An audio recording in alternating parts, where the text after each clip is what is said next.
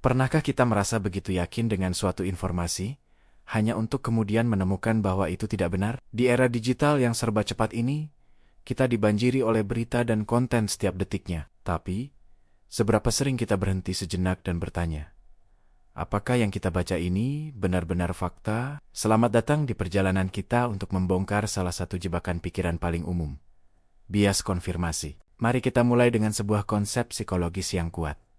Disonansi kognitif. Ini adalah perasaan tidak nyaman yang muncul ketika kita dihadapkan pada informasi yang bertentangan dengan keyakinan kita yang sudah ada. Bayangkan kita sangat percaya bahwa minum jus seledri setiap pagi adalah kunci kesehatan. Lalu, suatu hari kita membaca sebuah studi ilmiah kredibel yang mengatakan tidak ada bukti signifikan untuk klaim tersebut. Apa reaksi alami kita? Banyak dari kita akan merasa terganggu. Untuk meredakan ketidaknyamanan ini, otak kita punya jalan pintas, yaitu menolak bukti baru tersebut dan justru semakin memperkuat keyakinan awal kita. Inilah awal mula bias konfirmasi beraksi. Bias konfirmasi adalah kecenderungan alami otak kita untuk secara aktif mencari, menafsirkan, dan mengingat informasi yang sejalan dengan apa yang sudah kita yakini. Ini seperti kita memakai kacamata dengan filter khusus. Jika kita percaya sesuatu, kita akan lebih mudah melihat bukti yang mendukungnya dan secara tidak sadar mengabaikan atau meremehkan bukti yang menentangnya. Dalam dunia digital,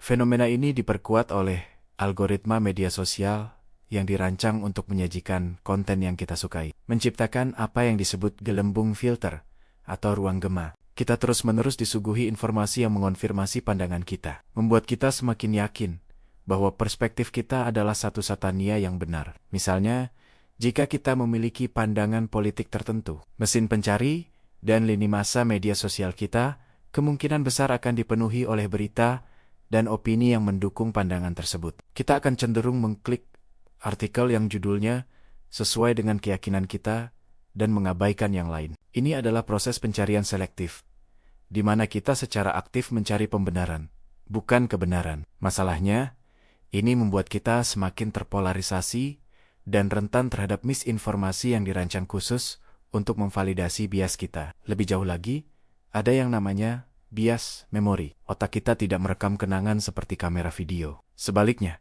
kita merekonstruksi ingatan setiap kali kita mengingatnya. Bias konfirmasi memengaruhi proses ini, membuat kita lebih mudah mengingat detail yang mendukung keyakinan kita dan melupakan detail yang bertentangan. Jadi, bahkan setelah kita terpapar pada berbagai sudut pandang, ingatan kita mungkin secara selektif hanya akan menyimpan bukti yang kita sukai. Dampak dari bias ini sangat nyata. Di dunia yang saling terhubung, misinformasi dapat menyebar seperti api. Ketika sebuah berita palsu terasa benar, karena sejalan dengan bias kita cenderung tidak hanya mempercayainya, tetapi juga membagikannya. Keterlibatan emosional juga memainkan peran besar. Berita bohong seringkali dirancang untuk memicu emosi kuat seperti kemarahan, ketakutan, atau kebahagiaan. Ketika emosi kita terpicu, pemikiran kritis kita cenderung menurun, dan kita menjadi lebih mudah menerima informasi tersebut tanpa verifikasi. Kredibilitas yang dirasakan dari sebuah berita palsu meningkat bukan karena faktanya,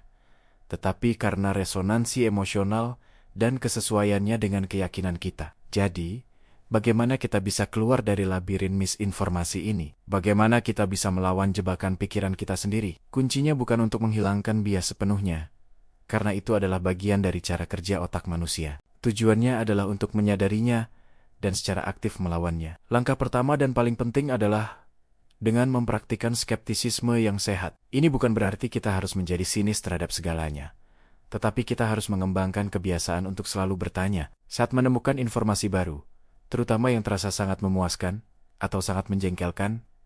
Berhentilah sejenak, tanyakan, siapa sumbernya?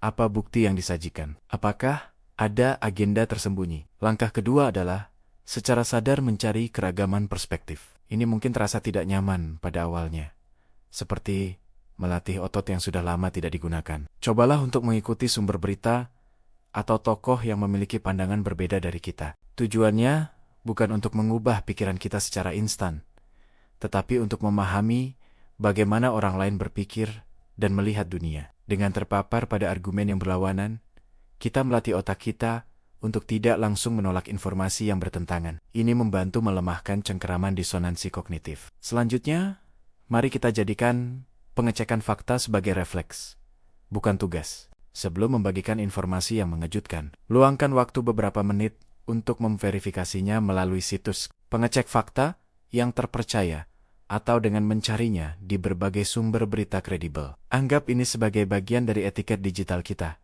sebuah tanggung jawab untuk tidak ikut menyebarkan polusi informasi. Ingat, kecepatan seringkali menjadi musuh kebenaran. Misinformasi dirancang untuk dibagikan dengan cepat sebelum ada yang sempat berpikir kritis. Dengan memperlambat dan memeriksa, kita telah memutus rantai penyebarannya. Di tingkat komunitas, kita juga bisa mendorong dialog yang terbuka dan penuh hormat. Seringkali, kita menghindari diskusi tentang isu-isu kompleks karena takut akan konflik. Namun, dengan menciptakan ruang yang aman di mana orang dapat berbagi pandangan tanpa dihakimi, kita bisa mulai membongkar seket-sekot yang diciptakan oleh bias konfirmasi. Mendengarkan secara aktif pengalaman dan alasan di balik keyakinan orang lain dapat membangun empati dan membuka pikiran kita terhadap kemungkinan bahwa kebenaran mungkin lebih kompleks dari yang kita bayangkan. Pada akhirnya, memerangi bias konfirmasi adalah sebuah latihan kesadaran diri dan kerendahan hati intelektual. Ini adalah pengakuan bahwa kita semua bisa salah,